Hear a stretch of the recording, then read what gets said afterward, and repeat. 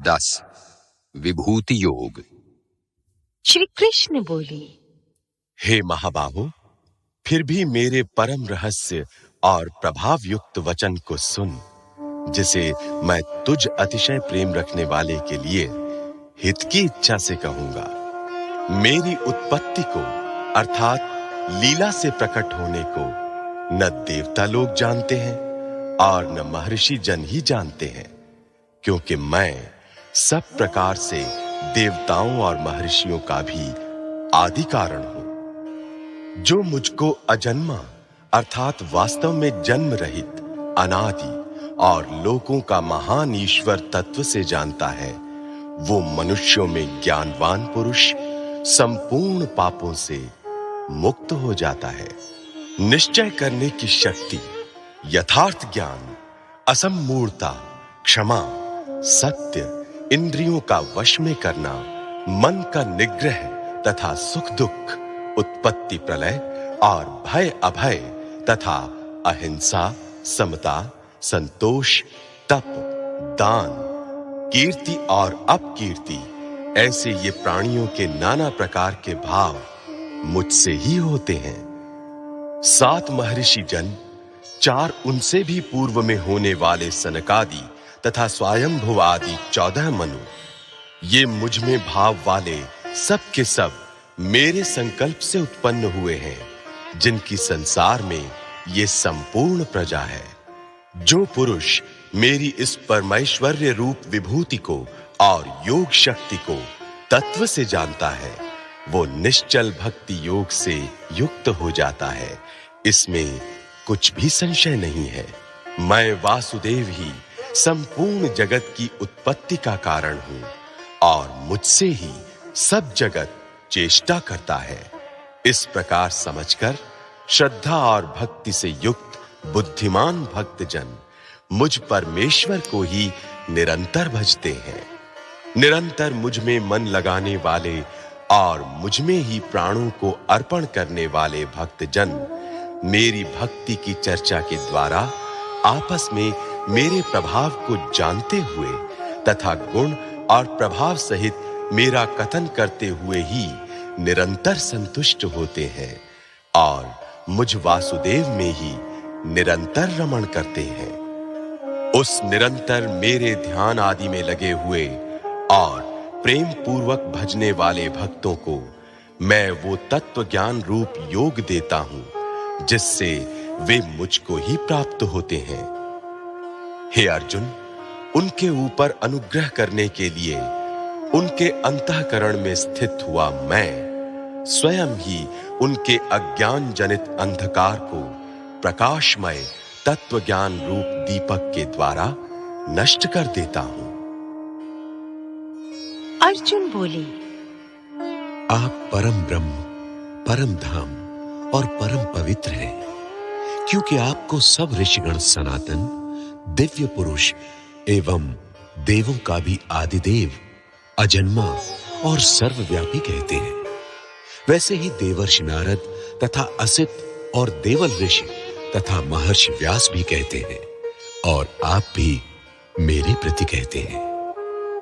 हे केशव, जो कुछ भी मेरे प्रति आप कहते हैं, इस सब को मैं सत्य मानता हूं।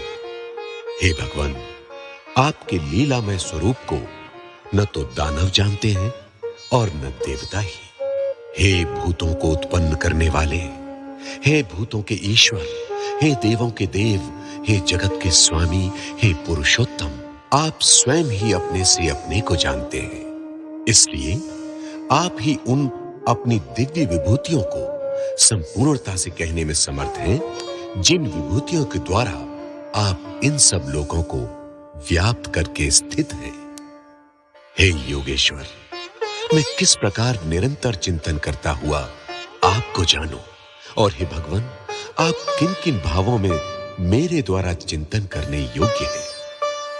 हे जनार्दन, अपनी योग शक्ति को और विभूति को फिर भी विस्तार पूर्वक कहिए, क्योंकि आपकी अमृतमय वचनों को सुनते हुए मेरी तृप्ति नहीं होती, अर्थात सुनने की उत्कंठा बनी ही रहती है। श्री कृष्ण बोले, हे कुरुश्रेष्ठ, अब मैं जो मेरी दिव्य विभूतियां हैं उनको तेरे लिए प्रधानता से कहूंगा, क्योंकि मेरे विस्तार का अंत नहीं है। हे अर्जुन, मैं सब भूतों के हृदय में स्थित सबका आत्मा हूं तथा संपूर्ण भूतों का आदि, मध्य और अंत भी मैं ही हूं।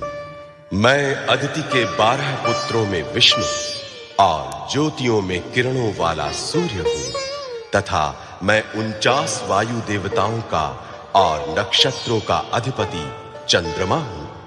मैं वेदों में साम वेद हूं, देवों में इंद्र हूं, इंद्रियों में मन हूं और भूत प्राणियों की चेतना अर्थात जीवन शक्ति हूं। मैं एकादश रुद्रों में शंकर हूं और यक्ष तथा राक्षसों में धन का स्वामी कुबेर हूं।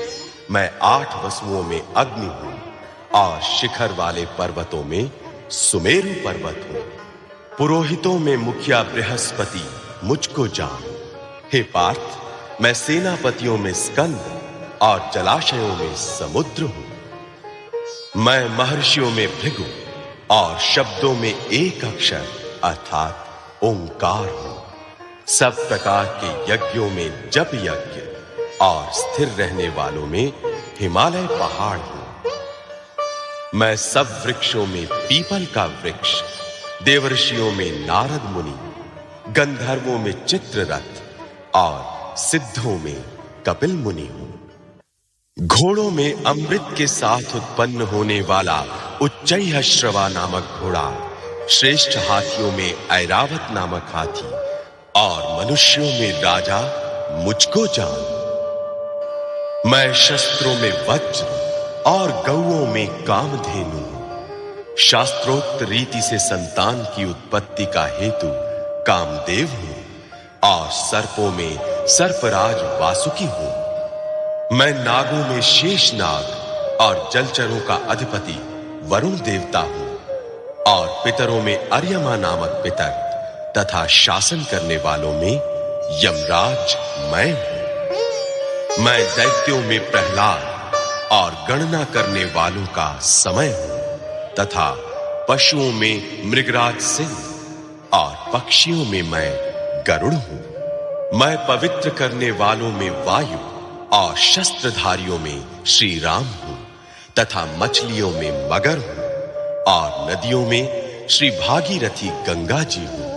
हे अर्जुन, सृष्टियों का आदि और अंत तथा मध्य भी मैं ही हूं। मैं विद्याओं में अध्यात्म विद्या अर्थात ब्रह्म विद्या और परस्पर विवाद करने वालों का तत्व निर्णय के लिए किया जाने वाला वाद हूं। मैं अक्षरों में अकार हूं और समासों में द्वंद्व नामक समास हूं। अक्षय काल अर्थात काल का भी महाकाल तथा सब ओर मुख वाला विराट स्वरूप, सबका धारण पोषण करने वाला भी मैं ही हूं। मैं सबका नाश करने वाला मृत्यु और उत्पन्न होने वालों का उत्पत्ति हेतु हूं तथा स्त्रियों में कीर्ति, श्री वाक, स्मृति, मेधा, धृति और क्षमा हूं तथा गायन करने योग्य श्रुतियों में मैं बृहत् साम और छंदों में गायत्री छंद हूं तथा महीनों में मार्गशीर्ष और ऋतुओं में वसंत मैं हूं। मैं छल करने वालों में जुआ और प्रभावशाली पुरुषों का प्रभाव हूं। मैं जीतने वालों का विजय हूं, निश्चय करने वालों का निश्चय और सात्विक पुरुषों का सात्विक भाव हूं।